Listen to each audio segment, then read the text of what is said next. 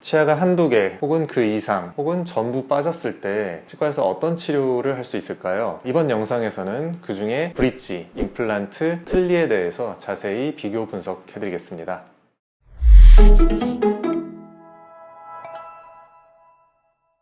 안녕하세요. 헬닥의 송정현 원장입니다. 평생 함께 갈 수 있을 것 같았던 치아, 그 치아가 어떤 이유에서든 빠지게 되는 경우가 있거든요. 치아가 없는 이유는 다양하게 있는데 선천적으로 이가 없는 경우도 있어요. 근데 후천적으로 사고가 나거나 아니면 딱딱한 음식 같은 걸 먹을 때 이가 부러지거나 아니면 이가 아예 빠져버리는 경우도 있죠. 그리고 잇몸이 너무 안 좋거나 충치가 너무 심하게 진행이 돼서 이를 어쩔 수 없이 뽑아야 되는 경우도 있고, 또 교정이나 다른 치료 때문에 일부러 이를 빼는 경우도 있어요. 이렇게 이가 빠진 부분을 해결하기 위해서 치과에서 할 수 있는 치료는 브릿지, 틀니, 임플란트 또는 교정이 있습니다. 먼저 브릿지를 소개를 해보자면, 브릿지라는 단어는 다리, 교각을 뜻하는 단어죠. 양 옆에 있는 치아를 깎아서 금이나 세라믹 혹은 지르코니아 같은 재료로 크라운을 씌우면서, 여기도 크라운을 씌우면서 이렇게 연결을 하는 치료, 그게 브릿지입니다. 브릿지를 할 때는 필연적으로 양옆의 이를 깎을 수밖에 없거든요. 그래서 멀쩡한 이를 희생시켜야 되는 경우가 생길 수 있고, 그리고 연결을 해놨기 때문에 양옆의 이가 한꺼번에 망가질 수 있는 단점이 있습니다. 또한 양옆의 이를 깎아야 되기 때문에 맨 뒤에 이가 빠졌을 때는 브릿지라는 치료를 할 수가 없고, 또 연결해놓은 브릿지 하방에 음식물이 끼면 관리하기가 조금 어려운 부분도 있어요.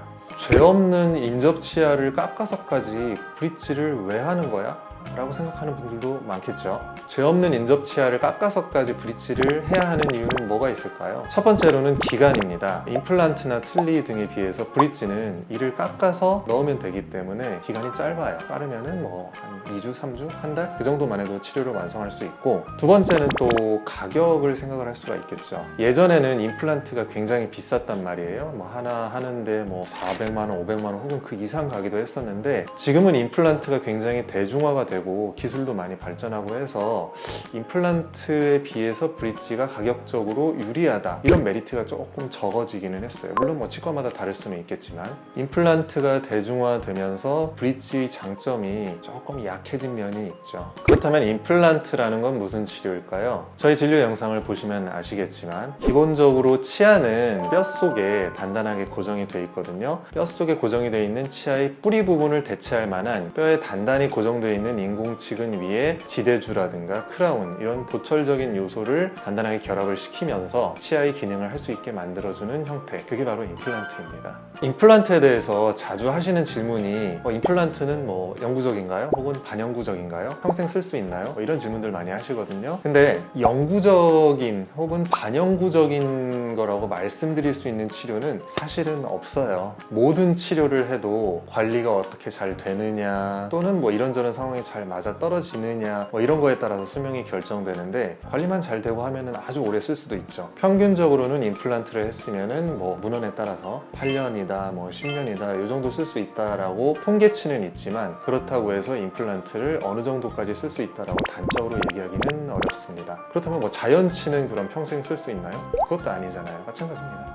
임플란트의 수명을 결정하는 거는, 물론 임플란트 수술이나 치료가 얼마나 잘 되어 있느냐, 이것도 굉장히 중요하긴 하지만, 그 이후에 얼마나 관리를 잘하느냐, 그리고 다른 요소, 내가 씹는 힘이 얼마나 세냐, 한쪽으로만 씹거나 아니면 이를 갈거나 그런 습관이 있느냐, 여러 가지 요소에 영향을 받을 수도 있어요. 임플란트의 단점은 뭘까요? 일단 임플란트는 기본적으로 뼈하고 임플란트하고 붙는데 시간이 꼭 필요해요. 그게 보통 2달이냐 3달이냐 혹은 6달 그 이상으로도 갈 수도 있거든요. 그래서 치료 기간이 길어질 수밖에 없어요. 브릿지 같은 치료에 비해서는. 그리고 임플란트를 해야 하는 개수가 많아질수록 당연히 치료비가 비싸질 수밖에 없고요. 이렇게 좋은 임플란트라는 치료를 두고 틀니를 선택하는 경우도 있어요. 왜냐면은 임플란트를 하기에 좀 어려운 상황이 있을 수도 있거든요. 첫 번째는 당연히 비용에 대한 부담감이 있을 수 있죠. 이가 한두 개 빠졌다면 크게 문제되지 않을 수 있지만, 전체적으로 이가 없으신 분들은 임플란트를 하려면 굉장히 많이 해야 될 수 있거든요. 비용이 아주 많이 들어갈 수밖에 없죠. 두 번째로는 임플란트를 하고 싶어도 하기가 굉장히 어려운 경우도 있어요. 임플란트라는 거는 잇몸뼈와 그리고 잇몸이 좋아야 되는데, 이때 잇몸뼈가 많이 녹든가 해서 임플란트를 하기 위한 뼈의 어떤 자리 혹은 양, 그런 게 확보가 돼 있으면 하고 싶어도 좀 어려운 경우가 있어요. 그리고 이렇게 임플란트를 하기 위한 환경이 좋지 않을 많을 때 뼈이식이라든가 상악동 거상술 같은 부가적인 술식이 필요한 경우도 굉장히 많은데, 역시나 그렇게 되면은 수술 기간이나 비용 이런 부분에 있어서 부담이 더해질 수밖에 없고요. 그리고 또 뼈의 건강 상태에 따라서 임플란트를 뭐 할 수 있다 없다가 결정되기도 하는데, 또 골다공증이나 심한 당뇨같이 전신적인 질환 때문에 임플란트의 실패 확률이 너무 높을 경우 틀니 쪽을 혹은 브릿지를 선택하는 경우가 있습니다.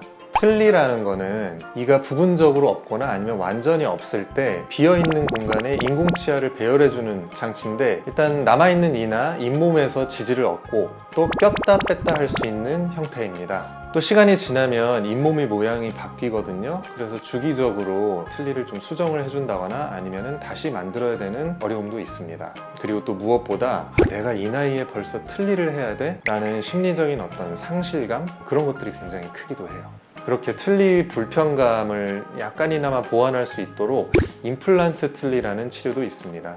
그 임플란트 틀니라는 건, 그러니까 임플란트와 틀니의 장단점을 어느 정도 좀 섞어 놓은 거예요. 이가 하나도 없는데 전체적으로 임플란트를 다 하기에는 비용적으로나 뭐 시간적으로나 너무 부담스럽다라고 하면은 부분적으로만 임플란트를 뭐 2개 혹은 4개 혹은 뭐 6개 정도 심어 놓고 그 위에 자석이라든지 뭐 바라든지 로켓 뭐 여러 가지 형태의 보철물을 통해서 틀니를 지지할 수 있도록 만들어주는 그런 치료가 임플란트 틀니라고 볼 수 있습니다. 그리고 이가 하나 정도 없어졌는데 만약 교정에 대한 요구가 좀 있는 상태다 하면은 이가 없어진 공간을 교정적으로 닫아주는 방법도 있어요.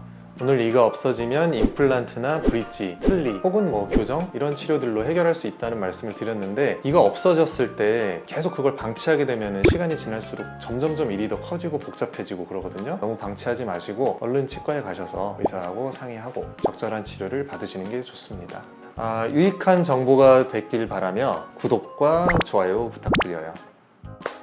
건강하세요. 송정현이었습니다. 감사합니다.